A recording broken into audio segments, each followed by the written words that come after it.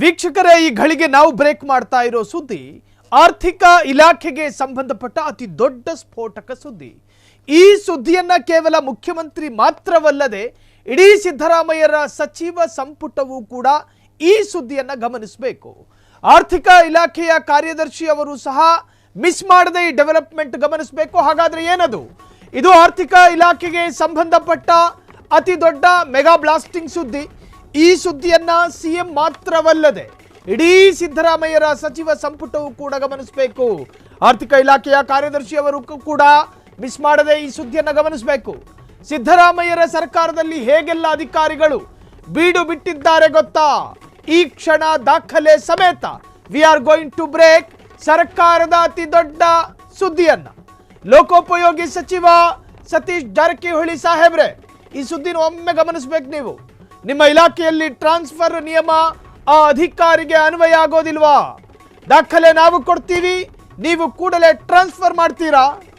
ಇದು ಆರ್ಥಿಕ ಇಲಾಖೆಗೆ ಸಂಬಂಧಪಟ್ಟ ಅತಿ ದೊಡ್ಡ ಸುದ್ದಿಯನ್ನ ಬ್ರೇಕ್ ಮಾಡ್ತಾ ಇದ್ದೀವಿ. ಉಳ್ಳವರ ಟ್ರಾನ್ಸ್ಫರ್ ಆದ್ರೆ ಅವರು ಜಾಗ ಖಾಲಿ ಮಾಡಂಗಿಲ್ವಾ? ನೀವು ಕೇಳೋದೇ ಇಲ್ವಾ? ಜಾಗ ಖಾಲಿ ಮಾಡಿದ್ದೀರೋ ಇಲ್ವೋ ಖಾತ್ರಿ ಪಡಿಸ್ಕೋಬೇಕಲ್ಲ. ಆರ್ಥಿಕ ಇಲಾಖೆ ಕಾರ್ಯದರ್ಶಿಯು ಕೂಡ ಈ ಸುದ್ದಿಯನ್ನು ಗಮನಿಸಬೇಕು. ಸಿದ್ದರಾಮಯ್ಯರ ಸರ್ಕಾರದಲ್ಲಿ ಹೇಗೆಲ್ಲ ಅಧಿಕಾರಿಗಳು ಅವರವರ ಅನುಕೂಲಕ್ಕೆ ತಕ್ಕನ ಹಾಗೆ ಕಾರ್ಯ ಮಾಡುತ್ತಿದ್ದಾರೆ, ಇದನ್ನು ಹೇಳೋರು ಇಲ್ಲ, ಕೇಳೋರು ಇಲ್ಲ. ಲೋಕೋಪಯೋಗಿ ಸಚಿವ ಸತೀಶ್ ಜಾರಕಿಹೊಳಿ ಕೂಡ ಈ ಸುದ್ದಿನ ಗಮನಿಸಬೇಕು. ನಿಮ್ಮ ಇಲಾಖೆಯಲ್ಲಿ ಒಬ್ಬ ಅಧಿಕಾರಿಯನ್ನ ಟ್ರಾನ್ಸ್ಫರ್ ಮಾಡಿದರೆ ಆ ಅಧಿಕಾರಿಗೆ ನಿಶ್ಚಿತಾವಧಿಯಲ್ಲಿ ಒಂದು ಅವಧಿಯನ್ನು ನಿಶ್ಚಯ ಮಾಡಲಾಗುತ್ತೆ. ಆ ಅವಧಿಯ ಒಳಗಾಗಿ ಅವ್ರು ಜಾಗ ಖಾಲಿ ಮಾಡ್ಕೊಂಡು ಅವರೆಲ್ಲ ವಸ್ತುಗಳನ್ನ ಸೂಟ್ ಕೇಸಲ್ಲಿ ಪ್ಯಾಕ್ ಮಾಡ್ಕೊಂಡು ಹೋಗಬೇಕು. ಸೊರಬಕ್ಕೆ ಕಳಿಸಿದ್ರೆ ಸೊರಬಕ್ಕೆ, ಮಂಗಳೂರಿಗೆ ಕಳಿಸಿದ್ರೆ ಮಂಗಳೂರಿಗೆ ಹೋಗ್ತಾ ಇರಬೇಕು, ನಿಲ್ಲಂಗಿಲ್ಲ. ಆದರೆ RC ಒಬ್ಬರು ವರ್ಗಾವಣೆ ಮಾಡಿ ಆದೇಶ ಹೊರಡಿಸಿ ತಿಂಗಳು ಕಳೆಯೋದಕ್ಕೆ ಬಂದರೂ ಕೂಡ ಅಧಿಕಾರಿಗಳು ಅಲ್ಲಿಂದ ಕದಲೋದಿಲ್ಲ. ಅದನ್ನು ಕೇಳೋರು ಯಾರೂ ಇಲ್ಲ.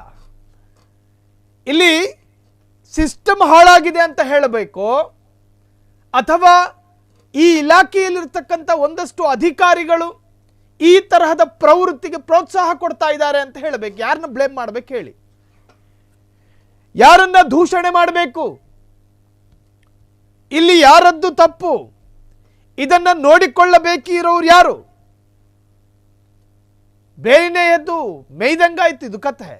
ಹಾಗಾದ್ರೆ ಇದು ಲೋಕೋಪಯೋಗಿ ಇಲಾಖೆಗೆ ಸಂಬಂಧಪಟ್ಟ ಅತಿ ದೊಡ್ಡ ಕರ್ಮಕಾಂಡದ ಸುದ್ದಿ. ಲೋಕೋಪಯೋಗಿ ಇಲಾಖೆಯಲ್ಲಿ ಈ ಹಿಂದೆ ಎಂದು ನಡೆದು ಅಥವಾ ನಡೆದಿರುವ ಉದಾಹರಣೆಗಳೇ ಇಲ್ಲದಂತಹ ಸುದ್ದಿ ಇದು. ಇದು ಲೋಕೋಪಯೋಗಿ ಇಲಾಖೆಯ ಅತಿ ದೊಡ್ಡ ಕರ್ಮಕಾಂಡದ ಸುದ್ದಿ. ಲೋಕೋಪಯೋಗಿ ಇಲಾಖೆ ಆಂತರಿಕ ಆರ್ಥಿಕ ಸಲಹೆಗಾರರ ಕರ್ಮಕಾಂಡ. PWD ಅದರಲ್ಲಿ KSAO ಡಾಕ್ಟರ್ ಸೋಮನಾಥ್ ಮಾಡ್ತಿರೋದೇನು ಗೊತ್ತಾ? ಸರ್ಕಾರ ಬದಲಾದರೂ ಈ ಅಧಿಕಾರಿ ವರ್ಗಾವಣೆ ಆಗ್ತಾನೆ ಇಲ್ಲ. 2019ರಿಂದ ರಾಜ್ಯದಲ್ಲಿ 4 CM ಬದಲಾವಣೆ ಆದ್ರು. ಕುಮಾರಸ್ವಾಮಿ, ಯಡಿಯೂರಪ್ಪ, ಬೊಮ್ಮಾಯಿ ಚೇಂಜ್ ಆಗಾಯಿತು. ಕಾಂಗ್ರೆಸ್ ಸರ್ಕಾರದಲ್ಲಿ CM ಸಿದ್ದರಾಮಯ್ಯ CM ಆಗಿ 2.5 ವರ್ಷ ಕಳೆಯಿತು. ಆದರೆ PWDನಲ್ಲಿ ಆಂತರಿಕ ಆರ್ಥಿಕ ಸಲಹೆಗಾರರು ಬದಲಾವಣೆನೇ ಈವರೆಗೂ ಆಗಿಲ್ಲ. PWD ಆಂತರಿಕ ಆರ್ಥಿಕ ಸಲಹೆಗಾರರಿಗೆ ಟ್ರಾನ್ಸ್ಫರ್ ನಿಯಮ ಅನ್ವಯ ಆಗೋದಿಲ್ವಾ? ಗ್ರೂಪ್ 1 ಕೇಡರ್ ಅಧಿಕಾರಿಗೆ ನಿಯಮ ಪ್ರಕಾರ 2-3 ವರ್ಷಕ್ಕೂ ವರ್ಗಾವಣೆ ಆಗಬೇಕು. ಆದರೆ ಡಾಕ್ಟರ್ ಸೋಮನಾಥ್ ಲೋಕೋಪಯೋಗಿ ಇಲಾಖೆಯಿಂದ ಟ್ರಾನ್ಸ್ಫರ್ ಆಗಿಲ್ಲ. ಇದು ಲೋಕೋಪಯೋಗಿ ಇಲಾಖೆಯ ಅತಿ ದೊಡ್ಡ ಕರ್ಮಕಾಂಡದ ಸುದ್ದಿ ಅಲ್ವಾ? ಗ್ರೇಡ್ 1 ಅಧಿಕಾರಿಗಳನ್ನ 2-3 ವರ್ಷಗಳಿಗಿಂತಲೂ ಮುಂದುವರೆಸಿ ಆ ಪೋಸ್ಟ್ನಲ್ಲಿ ಕೂರಿಸಬಾರದು ಅಥವಾ ಆ ಸ್ಥಾನದಲ್ಲಿ ಇರಕೂಡದು. ಒಂದೇ ಜಾಗದಲ್ಲಿ 16 ವರ್ಷಗಳು ಕೂತ್ಕೊಳ್ತಾ ಇದ್ದಿದ್ದು ದೊಡ್ಡ ದೊಡ್ಡ ಧ್ಯಾನಿಗಳು, ದೊಡ್ಡ ದೊಡ್ಡ ಋಷಿ ಮುನಿಗಳು, ಅಧಿಕಾರಿಗಳಲ್ಲ. ಆಲದ ಮರದ ಕೆಳಗೆ 10-12 ವರ್ಷ ಒಂದೇ ಜಾಗದಲ್ಲಿ ಕೂತ್ಕೊಳ್ತಾ ಇದ್ದಿದ್ದು ಯಾರು? ಹಳೆ ಕಾಲದಲ್ಲಿ ಋಷಿ ಮುನಿಗಳು, ಧ್ಯಾನಿಗಳು, ದೊಡ್ಡ ದೊಡ್ಡ ತಾದ್ವಿಕರು, ಅಧಿಕಾರಿಗಳಲ್ಲ. ಆ ತರಹದೊಂದು ನಿಯಮ ನಮ್ಮ ದೇಶದಲ್ಲೇ ಇಲ್ಲ. ನಮ್ಮ ರಾಜ್ಯದಲ್ಲಿ ಬಿಡಿ, ನಮ್ಮ ದೇಶದಲ್ಲೇ ಇಲ್ಲ. ಅಧಿಕಾರಿ ವಲಯ, ಆ ವಲಯಕ್ಕೊಂದಷ್ಟು ರೀತಿ ರಿವಾಜುಗಳಿದ್ದಾವೆ.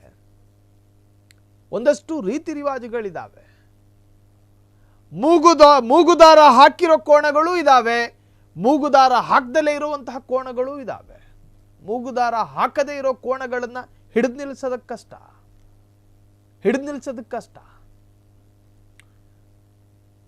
PWDನಲ್ಲಿ ಆಂತರಿಕ ಸಲಹೆಗಾರರು ಬದಲಾವಣೆನೇ ಆಗಿಲ್ಲ.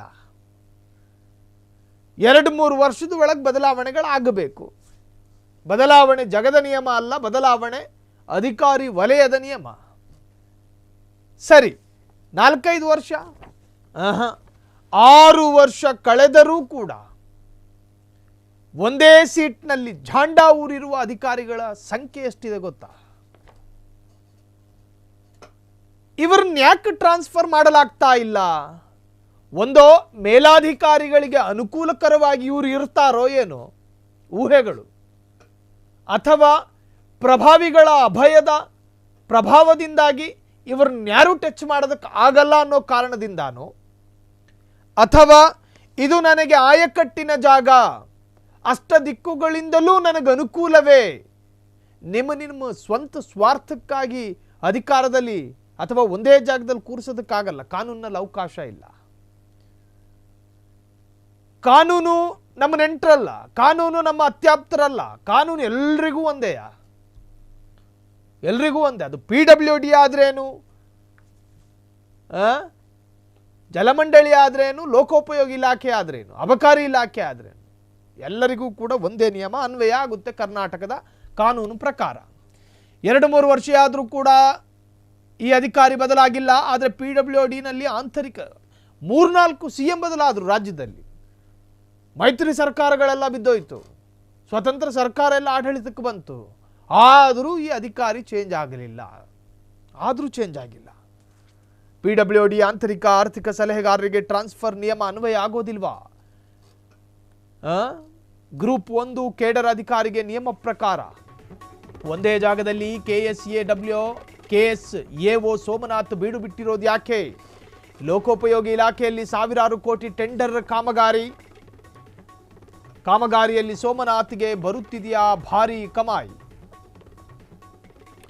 ಹೀಗಾಗಿ 7 ವರ್ಷದಿಂದ ಒಂದೇ ಜಾಗದಲ್ಲಿ ಠಿಕಾಣಿ ಹೂಡಿರುವ ಸೋಮನಾಥ್, ಯಾವುದೇ ಅಧಿಕಾರಿಯನ್ನ ಈ ಪೋಸ್ಟ್ಗೆ ಬರದಂತೆ ನೋಡಿಕೊಳ್ಳುತ್ತಿರುವ ಸೋಮನಾಥ್ ಬರಲೂಬಾರದು, ತಾನು ಹೋಗಲೂಬಾರದು. ಆಂತರಿಕ ಆರ್ಥಿಕ ಸಲಹೆಗಾರರ ಹುದ್ದೆಯಲ್ಲೇ ಮುಂದುವರಿಕೆಗೆ ಸೋಮನಾಥ್ ತೀವ್ರ ಲಾಬಿ. 108 ಅನುಮಾನ ಹುಟ್ಟುಹಾಕಿದ PWDನಲ್ಲಿ ಸೋಮನಾಥ್ ಪೋಸ್ಟಿಂಗ್. ಒಂದೇ ಜಾಗದಲ್ಲಿ KSAO ಸೋಮನಾಥ್ ಬೀಡು ಬಿಟ್ಟಿರೋದು ಯಾಕೆ ಅನ್ನೋ ಪ್ರಶ್ನೆ. ಲೋಕೋಪಯೋಗಿ ಇಲಾಖೆಯಲ್ಲಿ ಸಾವಿರಾರು ಕೋಟಿ ಟೆಂಡರ್ ಕಾಮಗಾರಿ. ಆಯಾಯ ಅಧಿಕಾರಿಯ ವ್ಯಾಪ್ತಿಗೆ ಒಂದಷ್ಟು ಟೆಂಡರ್ಗಳು ಸಿಗ್ತವೆ. 7 ವರ್ಷದಿಂದ ಒಂದೇ ಜಾಗದಲ್ಲಿ ಠಿಕಾಣಿ ಹೂಡಿರುವ ಸೋಮನಾಥ್, ಒಂದೇ ಜಾಗದಲ್ಲಿ 2-3 ವರ್ಷಕ್ಕಿಂತ ಹೆಚ್ಚಾಗಿ ಅಧಿಕಾರಿ ಒಂದು ಸ್ಥಾನದಲ್ಲಿ ಸ್ಥಾನದಲ್ಲಲ್ಲ, ಆ ಜಾಗದಲ್ಲಿ ಒಂದೇ ಜಾಗದಲ್ಲಿ ಇರ್ಕೂಡ್ದು. ಬದಲಾವಣೆಗಳಾಗ್ತಾ ಇರಬೇಕು. ಕಾನೂನಲ್ಲಿ ಆ ತರಹದ ನಿಯಮ ಯಾಕಿದೆ ಅಂತ ಕೇಳಿದ್ರೆ, ಒಂದು ಅಧಿಕಾರಿ ತನ್ನ ಅನುಕೂಲಕರವಾದ ವಾತಾವರಣಗಳನ್ನು ಸೃಷ್ಟಿ ಮಾಡಿಕೊಳ್ಳುವ ಸಾಧ್ಯತೆಗಳಿದ್ದಾವೆ ಅನ್ನೋ ಕಾರಣಕ್ಕೆ ಈ ನಿಯಮ ಇರೋದು. ಒಂದೇ ಜಾಗದಲ್ಲಿದ್ದಾಗ ಆತನ ಪ್ರಭಾವ ಹೆಚ್ಚಾಗಿ ಆತ ಭ್ರಷ್ಟಾಚಾರಕ್ಕೆ ಪ್ರವೋಕ್ ಆಗ್ತಾನೆ ಅನ್ನೋ ಕಾರಣಕ್ಕೆ, ಭ್ರಷ್ಟಾಚಾರಕ್ಕೆ ಆತ ಪ್ರಚೋದನೆಗೆ ಒಳಗಾಗಿ ಅನುಕೂಲಕರವಾದ ವಾತಾವರಣ ಸೃಷ್ಟಿ ಮಾಡಿಕೊಂಡು ತನಗೆ ಬೇಕಾದಂತೆ ಜೀವಿಸಬಹುದು ಜೀವಿಸುವ ಸಾಧ್ಯತೆಗಳಿದೆ ಅನ್ನೋ ಕಾರಣಕ್ಕೆ ಕಾನೂನಿನಲ್ಲಿ ಒಂದಷ್ಟು ನಿಯಮಗಳಿರೋದು. ನೀವು ರೌಂಡ್ ಆಗ್ತಾನೇ ಇರಬೇಕು. ಇಲ್ಲಿಂದ ಟ್ರಾನ್ಸ್ಫರ್ ಆಗಿ ಇಲ್ಲಿಂದ ಇಡೀ ಕರ್ನಾಟಕದ 30 ಜಿಲ್ಲೆಗಳಿಗೂ ಕೂಡ ಟ್ರಾನ್ಸ್ಫರ್ ಆಗ್ತಾ ಇರ್ತೀರಿ. ನಿಮಗೆ ಒಂದೇ ಜಿಲ್ಲೆಯಲ್ಲಿ ಒಂದೇ ಸ್ಥಳದಲ್ಲಿ ನಿಮಗೆ ಅವಕಾಶ ಕೊಡೋದಿಲ್ಲ ಕಾನೂನು. ಆದರೆ ಈ ಅಧಿಕಾರಿಗೆ ಯಾಕೆ ಕೊಟ್ರಿ ಅವಕಾಶ ಅನ್ನೋ ಪ್ರಶ್ನೆಗಳು ಎದ್ದಿದ್ದಾವೆ. ಒಂದೇ ಜಾಗದಲ್ಲಿ KSAO ಸೋಮನಾಥ್ ಬೀಡು ಬಿಟ್ಟಿರೋದು ಯಾಕೆ? ಮುಖ್ಯಮಂತ್ರಿಗಳೇ, ಡಾಕ್ಟರ್ ಸೋಮನಾಥ್ ಬಗ್ಗೆ ಕೂಡಲೇ ವರದಿ ತರಿಸ್ಕೊಳ್ಳಿ. ಏನೇನು ಮಾಡ್ತಿದ್ದಾರೆ ಅವರ ಆಕ್ಟಿವಿಟೀಸ್ ಬಗ್ಗೆ ಗಮನ ಇರಲಿ. ನಿಯಮದ ಪ್ರಕಾರ ಸೋಮನಾಥ್ ಅವರನ್ನು ಟ್ರಾನ್ಸ್ಫರ್ ಮಾಡಿ. ಡಾಕ್ಟರ್ ಸೋಮನಾಥ್ಗೆ ಒಂದು ರೂಲ್ಸ್, ಇತರೆ ಅಧಿಕಾರಿಗಳಿಗೆ ಮತ್ತೊಂದು ರೂಲ್ಸ್ ಇದೆಯಾ? ಅಧಿಕಾರಿ ವರ್ಗ ಕೇಳ್ತಿದೆ ಸೋಮನಾಥ್ರನ್ನ ವರ್ಗಾವಣೆ ಮಾಡಿ ಅಂತ. ಒಂದೇ ಜಾಗದಲ್ಲಿ 7 ವರ್ಷ ಸೇವೆ ಸಲ್ಲಿಕೆಗೆ ಯಾವ ಕಾನೂನಲ್ಲೂ ಅವಕಾಶ ಇಲ್ಲವಲ್ಲ. ಹೆಂಗ್ ತಂದ್ರಿ ಆ ಕಾನೂನನ್ನ? ಮುಖ್ಯಮಂತ್ರಿಗಳೇ, ಡಾಕ್ಟರ್ ಸೋಮನಾಥ್ ಬಗ್ಗೆ ಕೂಡಲೇ ವರದಿ ತರಿಸ್ಕೊಳ್ಳಿ. ಮುಖ್ಯಮಂತ್ರಿ ಕಾರ್ಯಾಲಯದಿಂದ ಒಂದೋ ಫೋನ್ ಕಾಲು ಅಥವಾ ಅವರ ಪ್ರೈಮರಿ ಮಾಹಿತಿಯನ್ನು ಕಲೆ ಹಾಕೋದಕ್ಕೆ ಸಚಿವಾಲಯಕ್ಕೆ ದೊಡ್ಡ ಕೆಲಸನೇ ಅಲ್ಲ, ದೊಡ್ಡ ಕೆಲಸವೇ ಅಲ್ಲ ಅದು.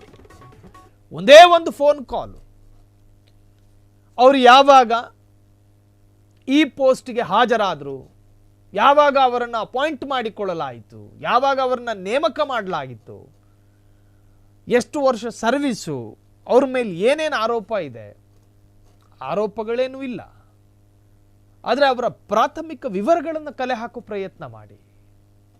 ಇವತ್ತು ಈ ಸೋಮನಾಥ್ ಅನ್ನೋ ಅಧಿಕಾರಿ, ನಾಳೆ ಮತ್ತೊಬ್ಬ ಕೂತ್ಕೊತಾನೆ, ಹಠ ಹಿಡಿತಾನೆ. ಸೋಮನಾಥಿಗೆ ಸಾಧ್ಯ ಆಗೋದು ನನಗ್ಯಾಕೆ ಸಾಧ್ಯ ಇಲ್ಲ ಅಂತೇಳಿ ಆತ ಪ್ರಶ್ನೆ ಮಾಡಿದ್ರೆ,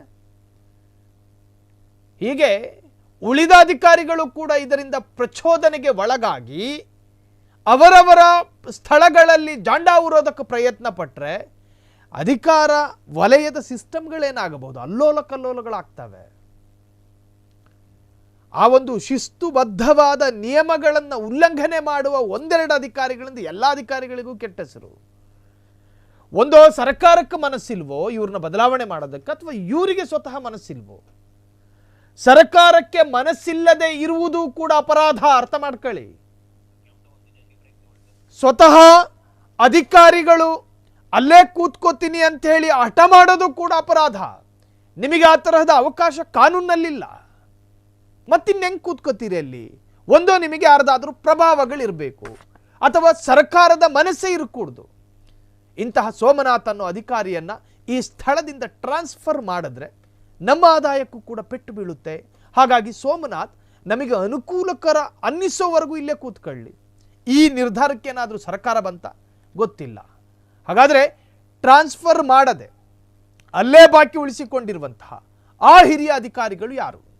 ಮುಖ್ಯಮಂತ್ರಿಗಳೇ, ತಕ್ಷಣವೇ ನೀವು ವರದಿಯನ್ನು ತೆಗೆದುಕೊಳ್ಬೇಕು. ಸೋಮನಾಥ್ ಯಾವಾಗ ಅಪಾಯಿಂಟ್ ಆದರು, ಯಾವಾಗ ನೇಮಕ ಆದರು, ಎಷ್ಟು ವರ್ಷದಿಂದ ಅವರಲ್ಲೇ ಇದ್ದಾರೆ. ಕ್ಷಣ ಕ್ಷಣದ ಸುದ್ದಿಗಳಿಗಾಗಿ ಫ್ರೀಡಂ ಟಿವಿ ಸಬ್ಸ್ಕ್ರೈಬ್ ಮಾಡಿ, ಲೈಕ್ ಮಾಡಿ ಹಾಗೂ ಫಾಲೋ ಮಾಡಿ. ಹೊಸ ಸುದ್ದಿಗಳ ನೋಟಿಫಿಕೇಶನ್ಗಾಗಿ ಬೆಲ್ ಐಕಾನ್ ಮೇಲೆ ಕ್ಲಿಕ್ ಮಾಡಿ.